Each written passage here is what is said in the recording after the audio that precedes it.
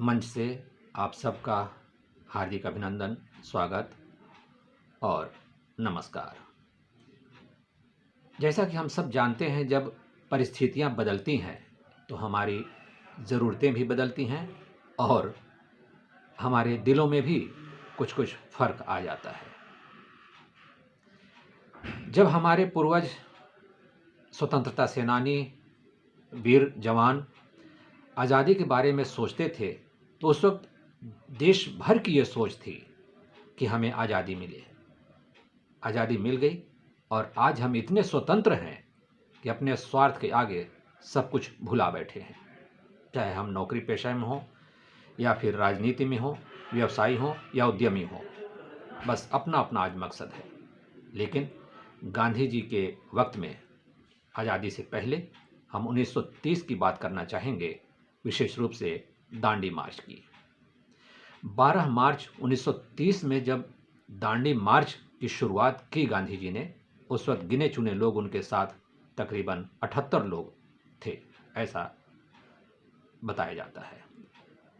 लेकिन जब वो दांडी मार्च की शुरुआत की तो एक मजबूत संगठन की ज़रूरत थी और बताते हैं कि इस अवज्ञा आंदोलन के बारे में कि एक सही वक्त पर और सही शुरुआत यही थी। उनके साथ बहुत सारे जाने माने नेतागण थे, महिला पुरुष सब कोई शामिल थे उसमें, बच्चे भी शामिल थे। और ये लगभग 390 किलोमीटर की दूरी साबरमती अहमदाबाद आश्रम से और दांडी, जो कि इस वक्त उसे नौसारी कहा जा रहा है, वहाँ तक की ये यात्रा थी और लगभग 24 दिनों में ये यात्रा पूरी की। कारण था नमक पर अंग्रेजी हुकूमत के जरिए टैक्स लगाना।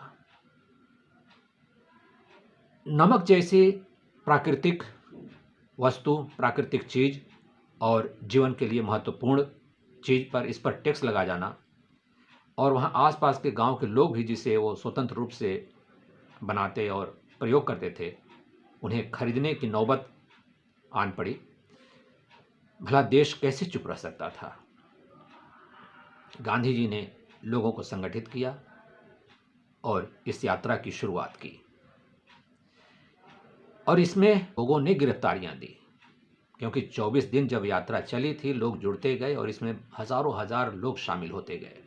इसमें सारे लोग, यहाँ तक कि गांधी जी के आह्वान पर नौकरी छोड़ छोड़कर लोग उनके पीछे हो लिए। और आज नौकरी की बात तो अलग है, जिसे मिल गई वो सोचता है कि मोक्ष मिल गया। लेकिन उन दिनों मकसद एक था। बड़े बड़े उद्यमी भी स्वतंत्रता सेनानी हुए हैं, आप इतिहास उठाकर देखें। नौकरी पेशे वाले स्वतंत्रता सेनानी हुए हैं, पत्रकार हुए हैं, व्यवसायी हुए हैं। सबका मकसद एक था, आज़ादी और सिर्फ आज़ादी। और इसमें गांधी जी को सफलता मिली और जेल से रिहा हुए, गोलमेज सम्मेलन और उस वक्त के वायसराय लॉर्ड इरविन की बातचीत की जाएगी। लेकिन जो एक चिंगारी थी वो सुलगती गई और वो चिंगारी आज़ादी तक सुलगती रही। आज फिर हम सब इस